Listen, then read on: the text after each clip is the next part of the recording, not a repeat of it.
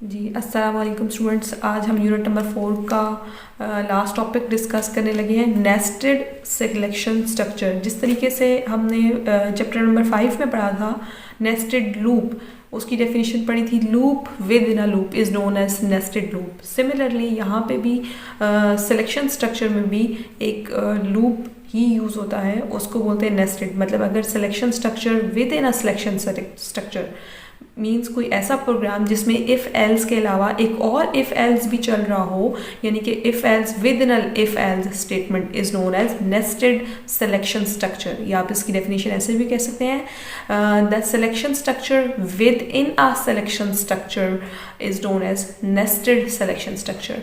कि जिसमें आपके ऐसा पूरा स्टेटमेंट का पूरा आपका प्रोग्राम जिसमें हर स्टेटमेंट के बाद एक और सिलेक्शन स्टेटमेंट आ जाती है, तो उन पूरे स्टेटमेंट के लूप के चलने को आप कहते हैं नेस्टेड सिलेक्शन स्ट्रक्चर। इससे रिलेटेड आपकी बुक में जस्ट एक ही एग्जांपल है, मैं आपको उसको एक्सप्लेन कर देती हूँ, जिसमें आपके दो इफ़ एल्स की स्टेटमेंट एक ही प्रोग्राम में वर्किंग कर रही हैं। ठीक है, इंक्लूड studio.h इंट वाइड, ये आपकी डाटा टाइप है, आपकी हेडर फाइल गिवन है। ये प्रीवियस सारे एग्जांपल्स में आपको बहुत अच्छे से बता चुकी हूँ।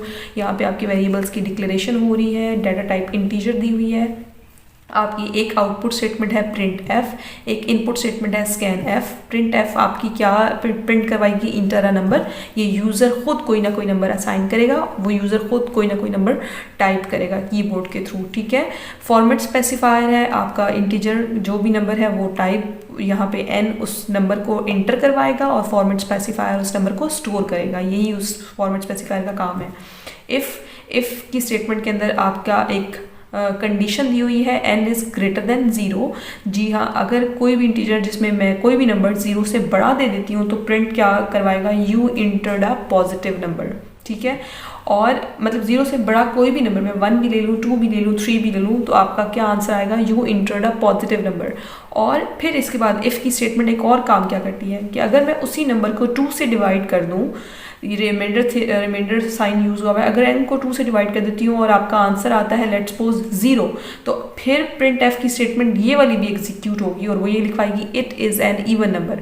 और अगर वो नंबर 0 से डिवाइड नहीं होता तो क्या लिखवाया जाएगा, एल्स स्टेटमेंट कहती है फिर उसको लिखवाया जाएगा it is N odd number. It's mean इस पूरे प्रोग्राम में ये वाली जो स्टेटमेंट की फंक्शन है, ये आउटपुट स्टेटमेंट की फंक्शन प्रिंट एफ, ये तो ज़रूर यूज़ होगी, ये तो आउटपुट ज़रूर देगी कोई ना कोई नंबर आपका इंटर करके।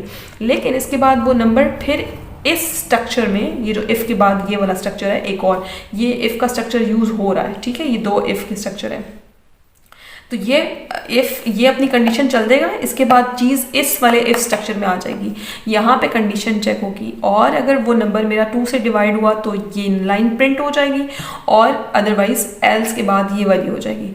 लेट्स सपोज अगर मेरा फंक्शन जो है मेरा जो नंबर है मैं यहाँ पे ले लेती हूँ 0। ठीक है, 0 ही ले लेती हूँ नंबर, मैं 1 से यानी कि 0 से ऊपर कोई नंबर ही नहीं लेती, नंबर ही मैं 0 लेट्स सपोज ले लेती हूँ, तो क्या होगा ना, ये पूरा स्ट्रक्चर चलेगा ही नहीं, कंडीशन यहीं पे रिजेक्ट हो जाएगी और आंसर किस में फिर चला जाएगा, सबसे लास्ट एल्स वाली स्टेटमेंट के पास, और ये कहेगा you entered a negative number.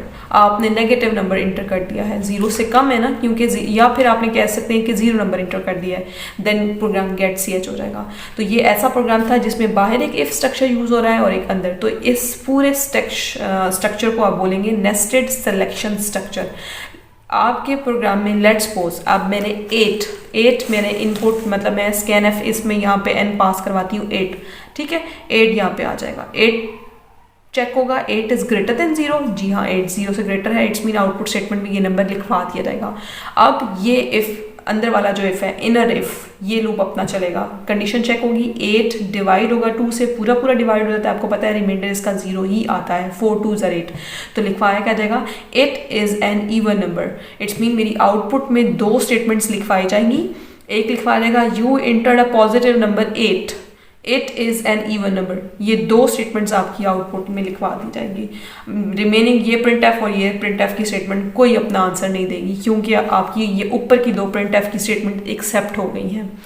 आपने प्रोग्राम में जब भी आपको कोई क्वेश्चन दिया जाता है तो मैंने आपको ट्रिक बताया कि आउटपुट सबसे पहला काम आपने क्या करना है, उस पूरे प्रोग्राम जिसमें आपको कहा जाए कि जी इसका ड्राई रन लेके दें या इसकी एग्जीक्यूशन लिख के दें, और आपका पेपर में इससे रिलेटेड एक क्वेश्चन ज़रूर आता है कि जी इस प्रोग्राम की आउटपुट क्या होगी, हमें लिख के दे दें। तो आपने सबसे पहले क्या करना है, प्रोग्राम में अपनी प्रिंट एफ की स्टेटमेंट को चेक करना है। लाइक इसमें 1 2 3 4 5 ये 5 प्रिंट एफ की फंक्शन चल रही हैं।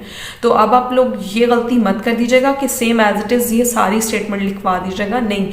आप स्टेटमेंट में पहले लॉजिक समझिएगा किस प्रिंट एफ को कब रन करवाना है, कब लिखवाना है।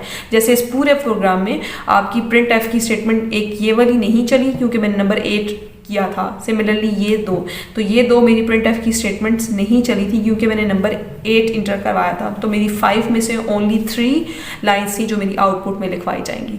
तो काइंडली इन नंबर्स का ज़रूर ख्याल कीजिएगा कि मैंने आउटपुट में सारी प्रिंट एफ की स्टेटमेंट वाला नहीं लिख देना। एग्जीक्यूशन के टाइम पे मैंने देखनी है कि कौन सी स्टेटमेंट वर्क कर रही है, कौन सी प्रिंट एफ की स्टेटमेंट जो वर्क कर रही हो, जो आउटपुट प्रोवाइड कर रही हो, उन्हीं को अपने ड्राई रन में लिखिए। यूनिट का last topic nested selection structure and हो गया है। इसी के साथ आपका यूनिट नंबर 4 एंड है। नेक्स्ट आपकी इस बुक का यूनिट नंबर 7 रह गया है, जिसकी अपकमिंग डेज में वीडियोस ज़रूर अपलोड हो जाएंगी। तब तक के लिए मेरी वीडियोस को लाइक, सब्सक्राइब और कमेंट करना मत भूलिएगा। अल्लाह हाफिज़।